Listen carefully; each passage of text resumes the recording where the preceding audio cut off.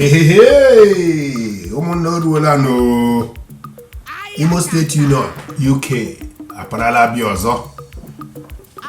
Imo State Union, UK presents Imo Cultural and Award Night 2013 to all Imo State citizens, home and abroad. Mino Nigeria, Mino UK, Mino America, Mino Ireland, Mino other parts of Europe or other parts of the world.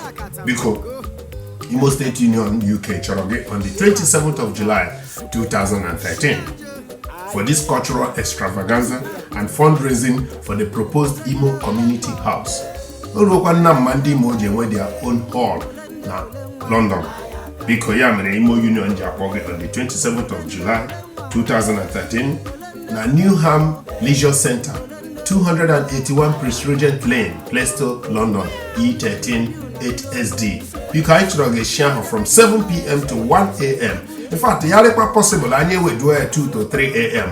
Ije hoshi nwere aṅụrị, I nwere obiọma, I nwere mgbọrị, kama ị ga-enyere anyị aka maka Imo Community Hall anyị chọrọ. Anyị UK gọọmenti ekwuola okwu mgbe ekwerekwa ncha anyị nidiri hall ụka anyị na London. Ya mere anyị na-akpọgo ụmụnne m ebe ọla ị nọ gbara bịama on the 27th of July. Always Imo State Union, which is the parent union of all Imo associations in UK and Ireland, Imega Imo Day. Biko, I chọrọ yare regema, onye nwa gozie ndụ mmiri ndụ azụ. Announcer tabo nzekwe.